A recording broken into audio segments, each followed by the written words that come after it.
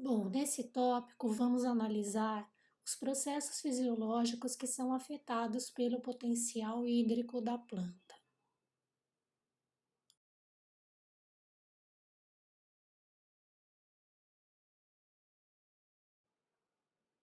Bem, aqui nós vemos exemplos de processos fisiológicos que vão ser diretamente afetados pela variação no potencial hídrico do vegetal.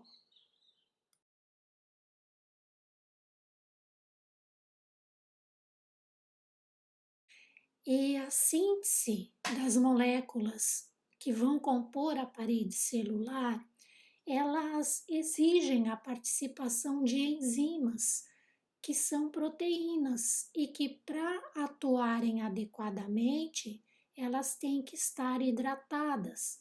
Então, é por isso que a síntese da parede e a síntese proteica são os mecanismos que são afetados diretamente pela diminuição do potencial hídrico da célula. A condutância estomática já é um processo fisiológico que depende do nível de abertura dos estômatos. Sempre que você tem uma quantidade grande de estômatos abertos, a condutância estomática é alta, mas à medida que a planta vai sofrendo um estresse hídrico e vai perdendo água, o mecanismo de abertura dos estômatos passa a ser diretamente afetado. E quando o potencial hídrico se torna muito negativo, a falta de água faz com que as células guarda dos estômatos permaneçam murchas e com isso elas fecham o ostíolo, que é a abertura dos estômatos por onde a água o vapor de água sai da câmara subestomática. Então, a condutância do estômato ela é afetada diretamente pelo potencial hídrico, porque como nós vamos ver, o mecanismo de abertura dos estômatos e fechamento depende da quantidade de água presente nas células guarda.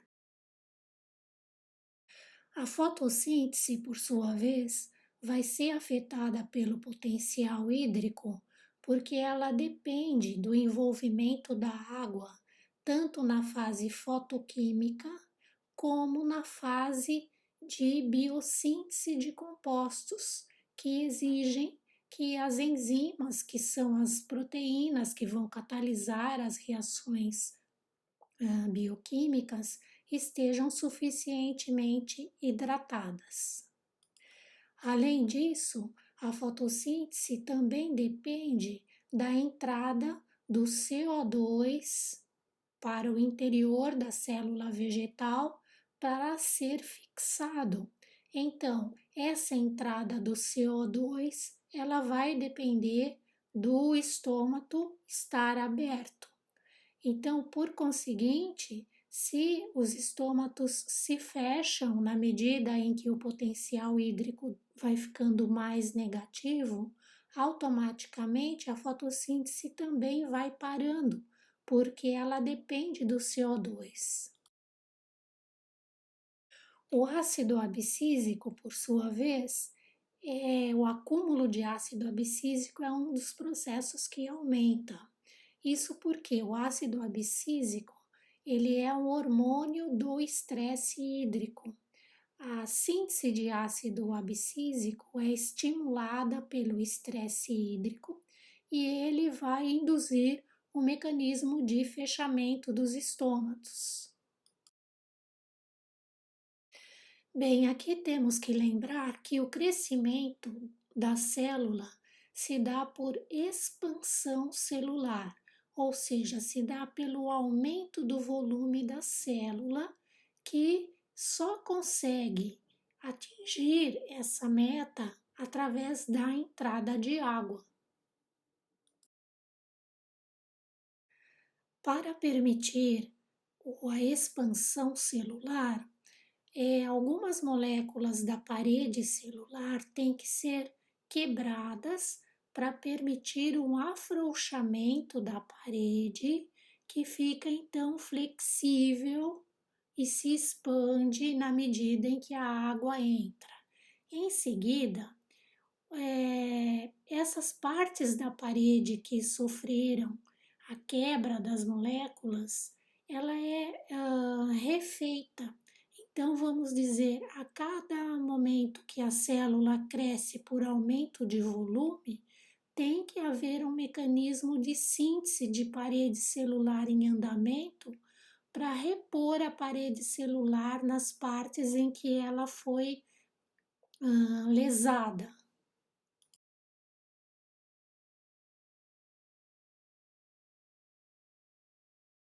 Bem, a figura mostra que em plantas bem hidratadas o potencial hídrico varia de 0 a menos 0,8 megapascal. Nas plantas sob estresse hídrico varia de menos 0,8 a menos 2 megapascais. E nas plantas crescendo em climas áridos e desérticos, o potencial hídrico varia de menos 2 a menos 4 megapascais.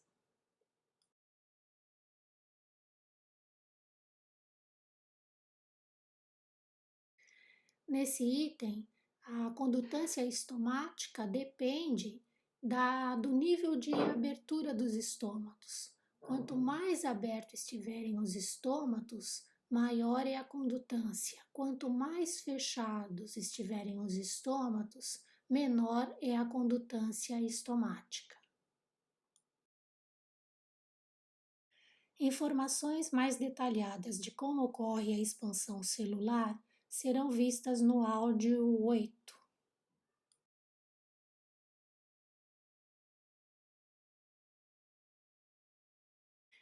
Então, aqui é bom lembrar que fotossíntese, para ocorrer, depende de estômatos abertos.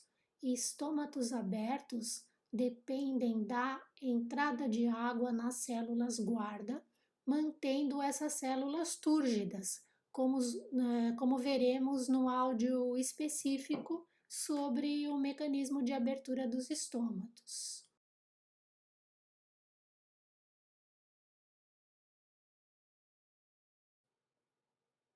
Na aula sobre mecanismos de abertura e fechamento dos estômatos, nós vamos entender o porquê e como o ácido abscísico atua induzindo o fechamento dos estômatos na planta para impedir a perda de água.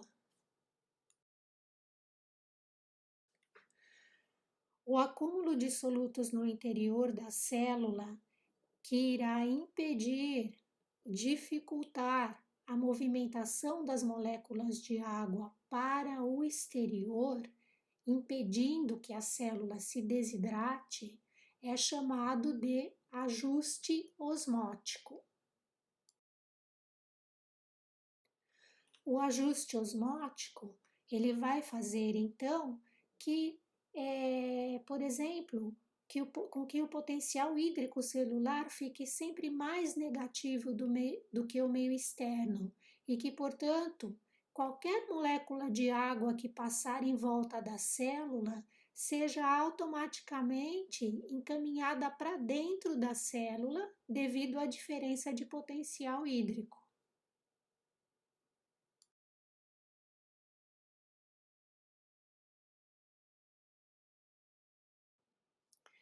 Aqui nós vamos ver os exemplos de como a diminuição do potencial hídrico atua diminuindo também a expansão foliar, a fotossíntese da planta e as taxas de translocação no floema.